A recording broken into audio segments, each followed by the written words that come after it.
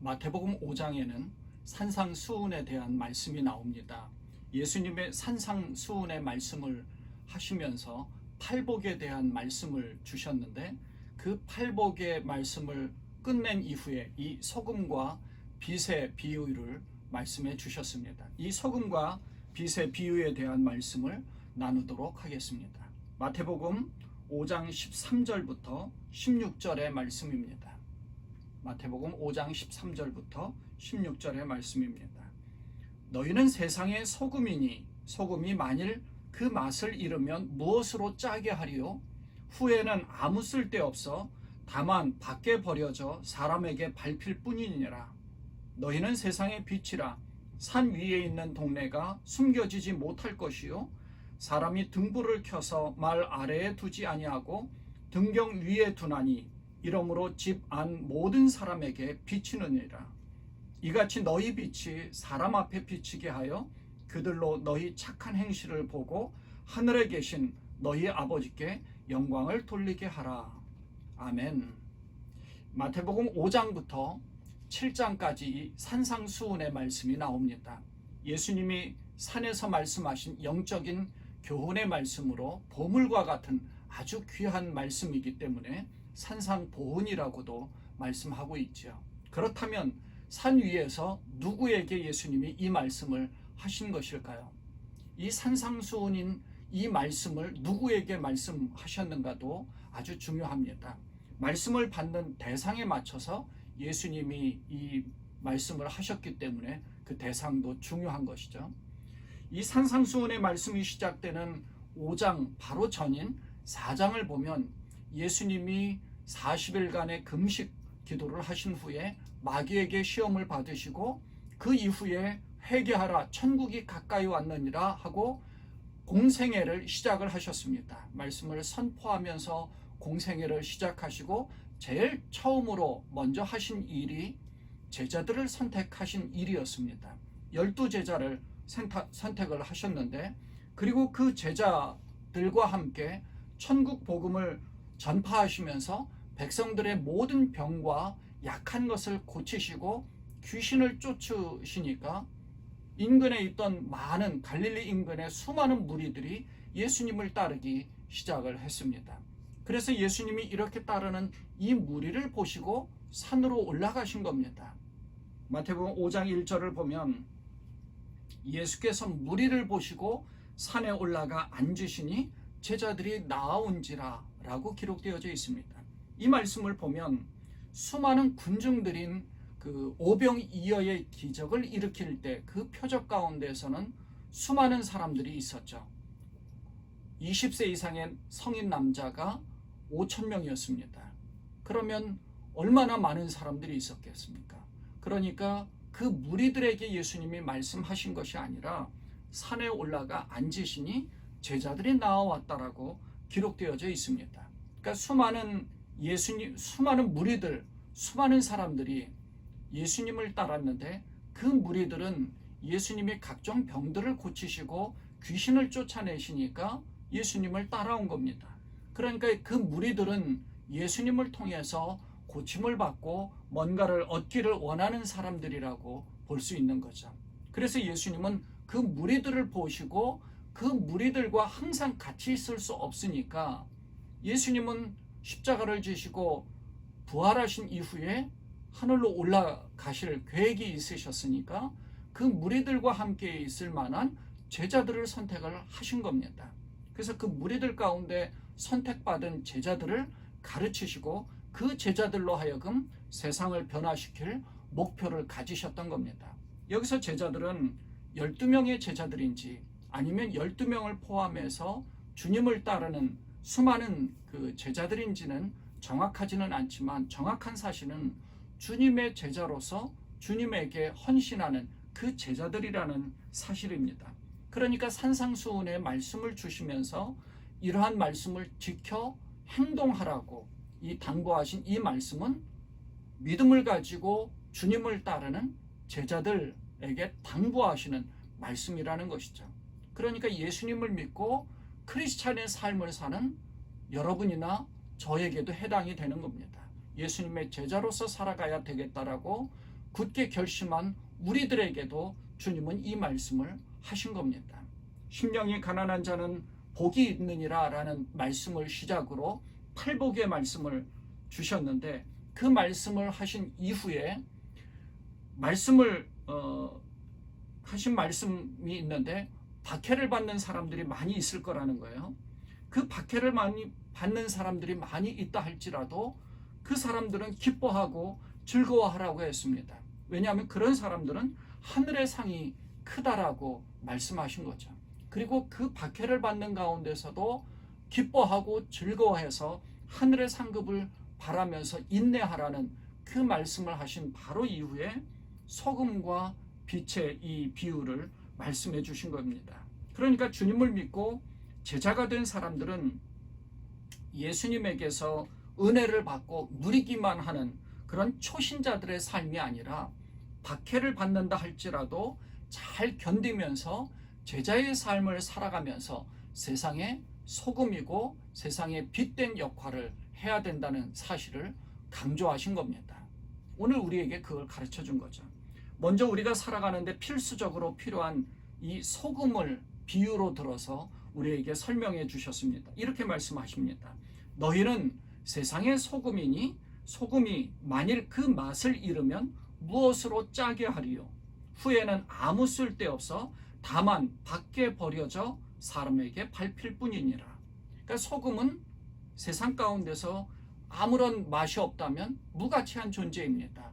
아무런 쓸데가 없는 거예요. 그걸 얘기하는 거죠. 여기서 너희라고 하는 이 말은 주님의 제자들에게 하신 말씀이지만 이 말씀을 받는 우리 모두에게도 해당되는 말씀인 겁니다. 그러니까 너희는 세상의 소금과 같은 존재이니 소금이 그 맛을 잃으면 아무 쓸데가 없는 것처럼 우리도 크리스찬의 맛을 내지 않으면 아무 쓸데가 없다는 것입니다. 인정받지 못한다는 것이죠. 그래서 우리가 인정받기 위해서는 소금과 같은 존재가 되어야 된다는 겁니다.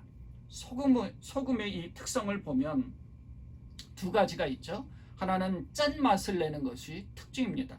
음식의 맛을 우리에게 주고자 소금을 넣어서 그 입맛을 돋구게 만듭니다. 그러니까 짠맛이 있어서 우리에게 그 맛으로 음식을 먹을 수 있게 하는 것이죠. 그것이 첫 번째라면, 두 번째는 음식을 썩지 않게 하는 것이 특징입니다. 당시 팔레스타인 그 연변에서 높은 기온에서 냉장고도 없습니다. 요즘처럼 냉장고가 있다면 모르지만 냉장고 자체가 없어요.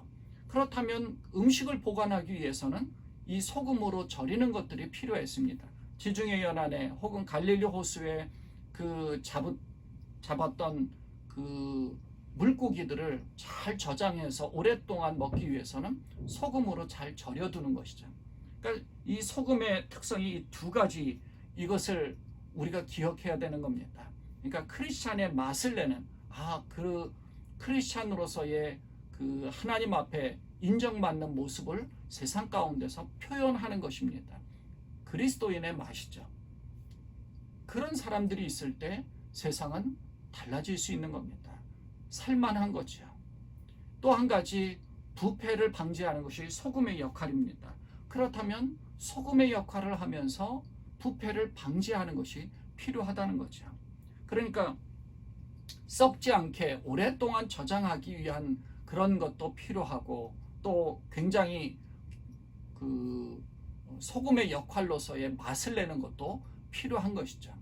소금에 절여서 오랫동안 보관할 수 있었기 때문에 이 소금이라는 것이 당시에는 굉장히 귀하고 값진 이 보물과 같은 존재가 된 겁니다. 아주 값진 존재가 된 거예요. 썩지 않게 하는 방부제의 역할을 하는 이 소금과 같이 예수님을 믿는 우리 그리스도인들은 세상을 썩지 않게 방부제의 역할을 하는 그것을 우리에게 가르쳐 주는 것입니다. 그러니까 이 믿는 사람들은 주변에 아무리 세상 가운데서 썩을 만한 부패되어져 가는 그런 죄된 그런 모습들이 많이 있다 할지라도 믿는 사람들이 있다면 그 사회를 변화시킬 수 있는, 썩지 않게 할 수 있는 그러한 모습을 가져야 된다는 것입니다. 그러니까 썩지 않고 신선함을 유지하는 것이 우리들의 역할이라는 겁니다. 이러한 소금과 같은 역할을 하는 그런 사람들이 어떤 일정한 그룹 무리 안에 한두 사람만 있어도 그 그룹은 아주 신선하게 썩지 않게 그렇게 신선한 그룹이 될 수 있다는 겁니다. 예수님은 그렇게 세상 가운데 있는 많은 사람들 중 크리스찬이라면 이 소금의 역할을 감당하면 그 제자들이 그런 사람들이 섞여 있을 때 그 사회는 썩지 않은 부패하지 않는 그런 사회가 될 것을 우리에게 가르쳐 준 것이죠. 근데 그런 사람들이 없습니다. 그러면 사회는 썩을 수밖에 없죠. 부패할 수밖에 없습니다. 주님은 간절한 마음으로 우리들에게 그것을 가르쳐 준 겁니다. 예수님이 12명의 제자를 선택하신 것도 이 12명으로 하여금 곳곳에 선한 영향력으로 세계를 변화시킬 수 있는 가능성을 보고 12명을 선택한 것입니다. 사실 이 12명이 곳곳에 복음을 증거하고 그들의 뿌려진 그 헌신, 그들의 뿌려진 희생, 피의 값으로, 순교자의 피의 값으로 세계는 변화되어져 갔습니다. 그렇지 않았더라면 굉장히 부패했겠죠. 물론 우리에게도 너무나 친숙한 바울 사도도 있습니다. 그 바울 사도 한 사람으로 말미암아 얼마나 많은 여러 세대 가운데서도 당시뿐만 아니라 여러 세대 가운데서도 아주 큰 영향을 받고 있다는 사실입니다. 이 소금을 비유로 말씀하신 내용은 마태복음, 누가복음, 마가복음 이 세 복음서, 공간복음이라고 하는 이 세 군데 다 기록되어져 있습니다. 반면에 그 이후에 나오는 너희는 세상의 빛이니 하고 세상의 빛이라고 말씀하신 것은 마태복음에서만 기록되어져 있고 마가복음이나 누가복음에는 오직 소금 비유만 기록되어져 있습니다. 마태는 너희가 세상의 소금이라고 말하면서 예수님의 제자된 이 그리스도인이라면 자기의 주변을 썩지 않고 부패하지 않도록 할 책임이 있다고 하면서 세상의 빛과 같은 사람으로 이 빛을 비추는 그러한 역할을 하라고 그 말씀을 기록해주고 있습니다. 16절은 이렇게 기록합니다. 이같이 너희 빛이 사람 앞에 비치게 하여 그들로 너희 착한 행실을 보고 하늘에 계신 너희 아버지께 영광을 돌리게 하라. 빛으로 오신 예수님은 어두운 세상을 밝히면서 구원해 주셨습니다. 세상이 어두움 가운데 있었는데 예수님이 세상을 밝히신 방법은 십자가를 통한 자기 희생이었습니다. 그로 인해 세상은 하나님과의 화해를 이루면서 밝아졌습니다. 그러한 예수님과 같이 우리도 빛을 발하여서 주변을 환하게 밝혀야 한다는 겁니다. 마치 성막 안이 어둠이 가득 차 있지만 촛대에 불을 붙여 24시간 내내 환하게 밝히듯이 우리도 세상을 밝혀야 되는 거죠. 여기서 너희 빛이 사람 앞에 비치게 하여 라고 말씀하고 있습니다. 그래서 주변에 있는 사람들이 우리를 통해서 이 믿음으로 주변에 있는 모든 사람들에게 소금의 역할을 감당하는 것처럼 빛을 비춰서 무엇이 어두움인지, 무엇이 죄인지, 무엇이 하나님께서 원하시는 것인지를 알게 하라는 것입니다. 주변에 있는 사람들은 너희 착한 행실을 보고 라는 말씀을 하고 있죠. 너희 그 착한 행실이라는 것이 바로 거룩한 영향력을 말하는 겁니다. 이러한 것을 통해 하늘에 계신 너희 아버지께 영광을 돌리게 하라라고 말씀하셨습니다.